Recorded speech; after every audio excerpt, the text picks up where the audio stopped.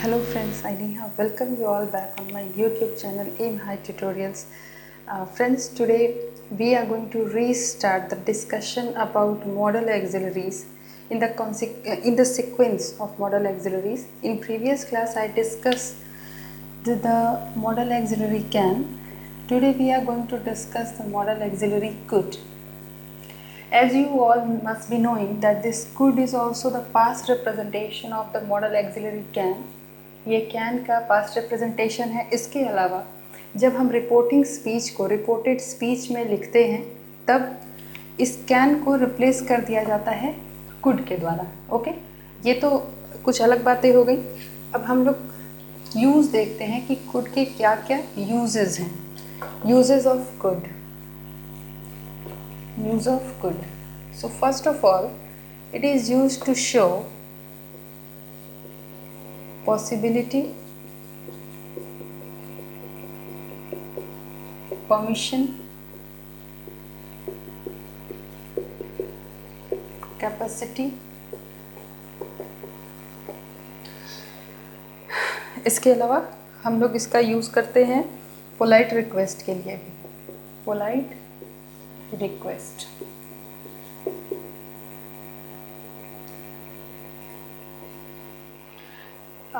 Friends सी, हम लोग could का यूज़ कहाँ कहाँ कर सकते हैं? जब हमें पॉसिबिलिटी शो करनी हो, सेंटेंस के माध्यम से किसी भी चीज़ की संभावना बतानी हो, अनुमति परमिशन लेनी हो, अनुमति लेनी हो, तब कैपेसिटी किसी की कैपेबिलिटी क्षमता को बतानी हो, पोलाइट रिक्वेस्ट करना हो, एक हम्बल रिक्वेस्ट करना हो तब, या फिर कैपेसिटी को हम ये भी कह सकते हैं किसी की एबिलिटी को भी अगर हमें बताना होगा तब। ठीक है, जैसे अगर हम यहाँ चाहे तो यहाँ लिख सकते हैं ability. Okay, so we will take one by one examples to understand all of them. एक एक करके मैं आपको एग्जाम्पल देके ये चीज़ें समझाती हूँ। First of all example is he could B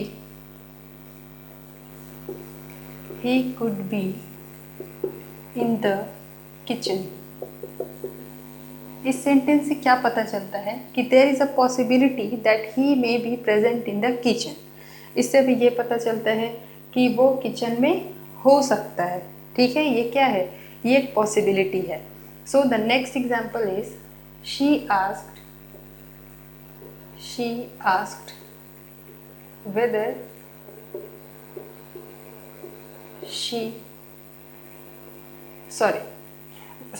whether she was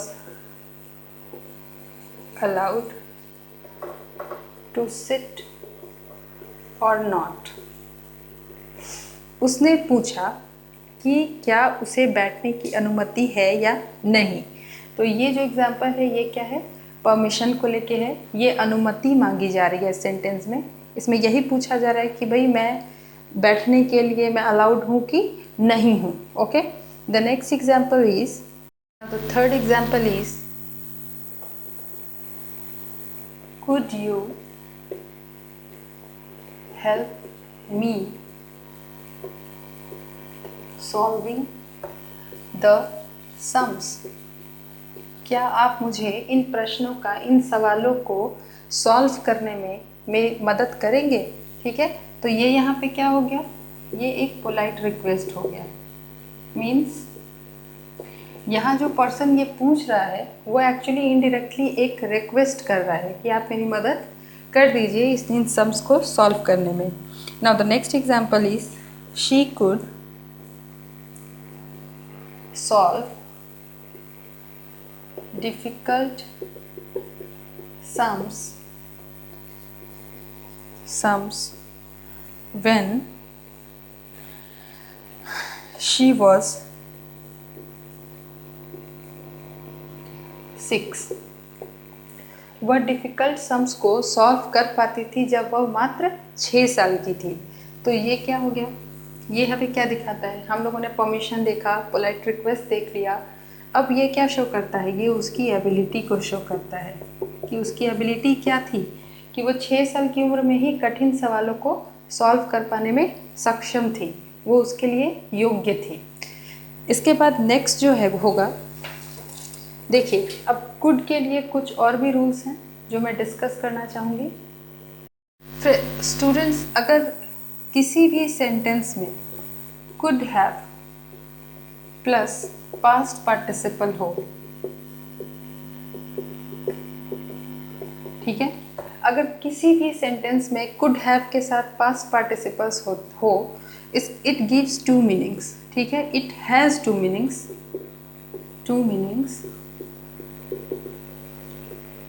okay.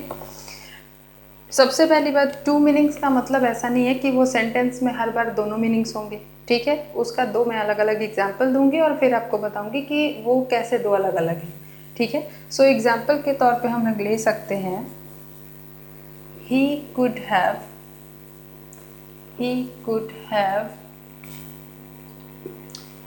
given me his car, okay, वह मुझे अपनी कार दे सकता था। ये क्या है?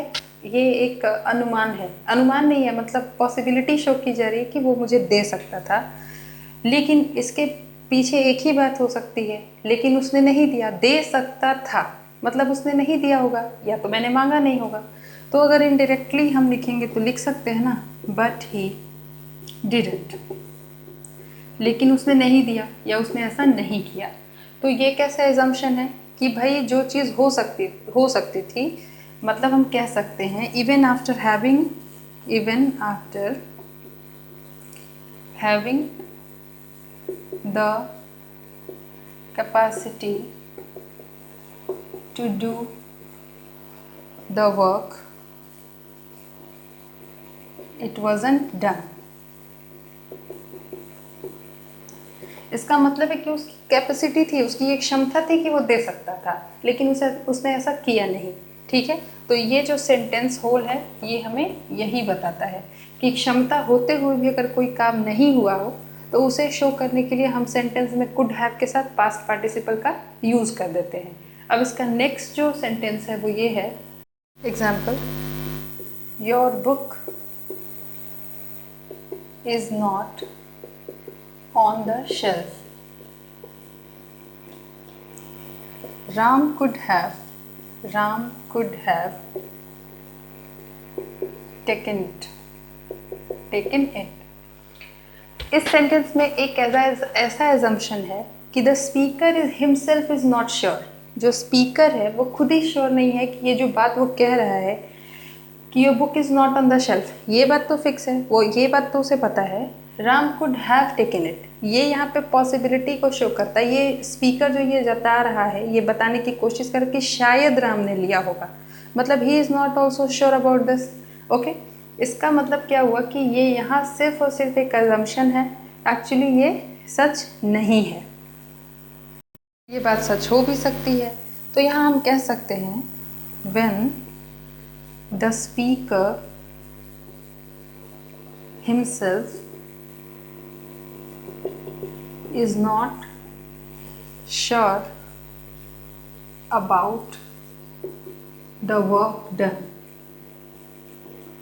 मतलब जो काम हो गया, जिसके बारे में कि स्पीकर ने खुद बताया है, वो खुद ही उसके बारे में श्योर नहीं है, ठीक है। तो ऐसे से इसका दो मतलब हो सकता था। एक पहला, जबकि पॉसिबिलिटी थी, कैपेबिलिटी थी करने की, लेकिन नहीं किया गया। दूसरी चीज़ ये कि यहाँ पे एक एजम्पशन है कि हो सकता है कि किसी और ने किया हो, लेकिन यह श्योरिटी नहीं है कि उसी ने किया है, ओके। अब नेक्स्ट हम लोग बात करेंगे मॉडल एक्सिलरीज में मॉडल एक्सिलरी ऑड की।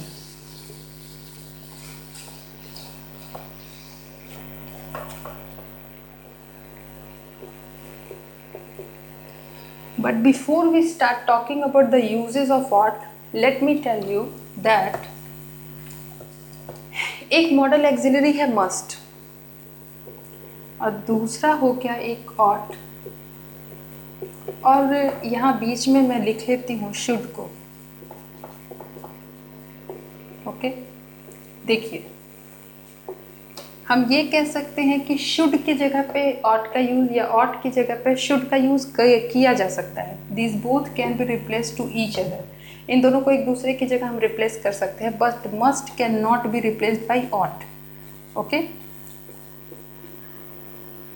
Must can't be replaced by ought. इसका मतलब है कि मस्ट को कभी भी ऑट से हम रिप्लेस नहीं कर सकते हैं। अब मस्ट का मतलब क्या होता है? मस्ट का मतलब होता है ऑर्डर, आदेश, ठीक है। शुड जो है, ठीक। अब हम अगर शुड के एग्जाम्पल्स को ले, शुड के साथ और ऑट के साथ एग्जाम्पल को ले तो क्या होगा? He should help you, he ought to help you, ठीक है। help him, help him। देखिए इन तीनों सेंटेंसेस का मतलब बिल्कुल अलग है। हेल्प हिम ये क्या है? यहाँ ये ऑर्डर है कि तुम्हें इसकी हेल्प करनी है, मतलब you are ordered to help him, okay. यहाँ शुड, तुम्हें हेल्प करनी चाहिए, ठीक है। अगर तुम हेल्प करते हो तो ये क्या होगी? ये एक अच्छी बात, सॉरी, मतलब तुम्हें करना चाहिए, ये जो है यहाँ के लिए हम लिख सकते हैं कि ये एक अच्छी बात होगी कि तुम इसकी हेल्प करो। इसका मतलब है कि ये ऑट जो है ये हमें सेंस देता है मॉरल या सोशल ऑब्लिगेशन का, ठीक है। ये सोशल या मॉरल ऑब्लिगेशन का सेंस देता है, जबकि शुड जो है वो सोशल या मॉरल ऑब्लिगेशन का सेंस नहीं देता है। इसके अलावा अगर हम शुड, सॉरी, इसके अलावा जो शुड का मैंने यूज़ किया है सेंटेंस में, उसके लिए हम एक चीज़ और कर सकते हैं। वो क्या है? अगर हम कहें कि तुम्हें करना चाहिए, means this is just an advice, ये एक एडवाइस है, करो नहीं करो ये तुम्हारी मर्जी। और ऑट टू का मतलब हो गया क्या? ये तुम्हारा मॉरल ऑब्लिगेशन है, तुम्हें करना ही चाहिए। इसमें भी हो सकता है आप करो या नहीं करो, लेकिन यहाँ पे क्या है? एक रिस्पॉन्सिबिलिटी की बात आ जाती है। लेकिन यहाँ एक ऐसा कुछ भी नहीं है कि कोई रिस्पॉन्सिबिलिटी दिखती है, okay. Use of ought, use of ought, use of ought में क्या हो सकता है? The first one is to show, to show moral और social obligation, comma probability, probability.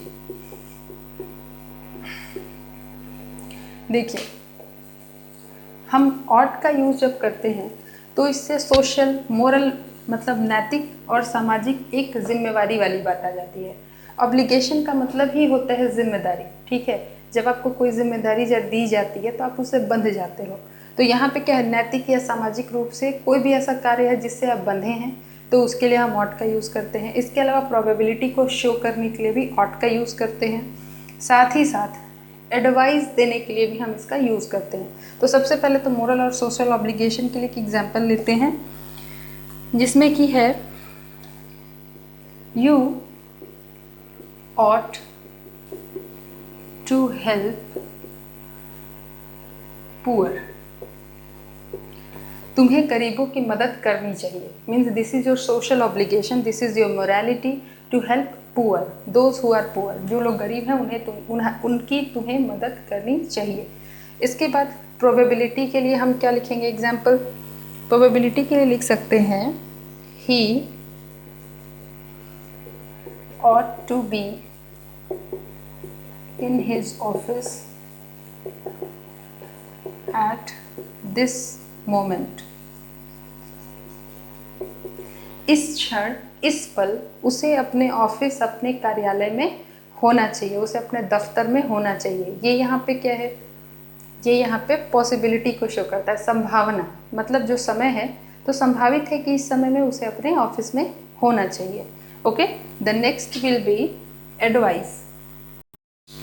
इसका एक यूज़ होगा फॉर एडवाइस, एडवाइस देने के लिए, सलाह देने के लिए भी हम इसका यूज़ करते हैं।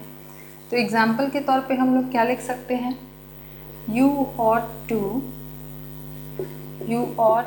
to take medicines on time।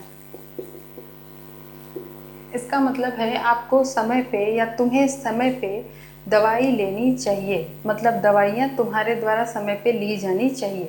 ये क्या है, यहाँ पे एडवाइस है, एक सलाह है, एक डॉक्टर की एक पेशेंट को। ओके, चलिए नेक्स्ट में हम क्या करेंगे, मैं एक आपको यहाँ एक स्ट्रक्चर दिखाती हूँ।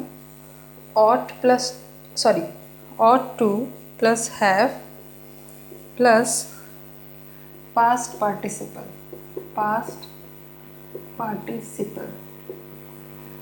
देखिए, जब भी किसी भी सेंटेंस में आपको ought to के साथ have और past participle मिलेगा तो वहाँ सेंस हमेशा यही होगा कि an action which was to be done in the past और an action which must have been done in past but it was not done। एक सेंसिबल एक्शन जो कि पास्ट में होना चाहिए था, पुराने समय में होना चाहिए था, लेकिन वो नहीं हुआ है। ठीक है, तो एग्जाम्पल के लिए लिख सकते हैं he ought to have admitted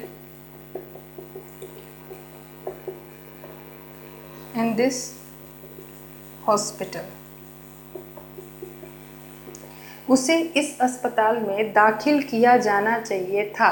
मतलब ये एक सेंसिबल एक्शन है, ये नीड थी उसकी कि उसे इस हॉस्पिटल में एडमिट किया जाना चाहिए था, लेकिन वो उसे नहीं किया जा पाया, किसी भी वजह से वो हो सकता है। तो यहाँ हिडन मीनिंग होगी बट ही कुडंट, या फिर इसे लिखने की कोई ज़रूरत नहीं है। आप चाहे तो इसे लिख सकते हैं समझने के लिए, लेकिन इसे नहीं भी लिखेंगे तो ये सेंस ऐसे भी कंप्लीट दे रहा है, तो इसकी कोई ज़रूरत नहीं है। फ्रेंड्स, सबको ये तो पता है ought जो है एक मॉडल एक्सिलरी वर्ब है, साथ ही साथ ought जो है इसका हम फॉर्म नहीं चेंज कर सकते। जैसे कैन का हमने चेंज किया कुड में, ठीक है, शैल का शुड, विल का वुड कर सकते हैं, मे का माइट कर सकते हैं, लेकिन ought जो है इसका प्रेजेंट पास्ट या फ्यूचर जो इसका फॉर्म होता है वो सेम ही रहता है। इसके फॉर्म में कोई भी चेंज नहीं आता है, चाहे आप किसी भी टेंस के सेंटेंस में इसका यूज़ कर लीजिए। ओके, इसके अलावा जब हम इससे सेंटेंस बनाते हैं तो अगर हम एक नेगेटिव सेंटेंस बनाएं या पॉजिटिव सेंटेंस बनाएं, ठीक है, he, example, he ought to understand। जैसे कि बाकी जितने भी मॉडल एक्सिलरीज हैं उनमें भी हम कभी भी अगर प्रेजेंट इंडेफिनिट का सेंटेंस हो, जब हमारा सब्जेक्ट जो है वो थर्ड पर्सन सिंगुलर नंबर होगा, तो जनरली हम क्या करते हैं ऐसे सेंटेंसेस में एस या ई एस लगा देते हैं उनके वर्ब के एंड पे। लेकिन यहाँ पे ही ought to understand, ठीक है, तो यहाँ पे हम एस ना तो यहाँ लगाएंगे ना ही यहाँ लगाएंगे। इसका जो लिखने का तरीका होगा वो हमेशा इसी तरीके का होगा। और जब इस सेंटेंस को हम नेगेटिव में कन्वर्ट करेंगे तब हम इसे नेगेटिव में चेंज कर सकते हैं या कोई और भी सेंटेंस लिख सकते हैं, जैसे she ought not to be punished। उसे पनिश नहीं किया जाना चाहिए था, मतलब उसे पनिशमेंट नहीं दी जानी चाहिए थी। इस सेंटेंस, अब हम लोग एक सेंटेंस इंट्रोगेटिव सेंटेंस बनाते हैं ought का यूज़ करते हुए। अब जिस तरह से हम हेल्पिंग वर्ब्स का, एक्सिलरी वर्ब्स का यूज़ करते हैं क्वेश्चन बनाने के लिए, ठीक उसी तरह से ought का भी यूज़ करेंगे। Okay, ought we to leave this place now।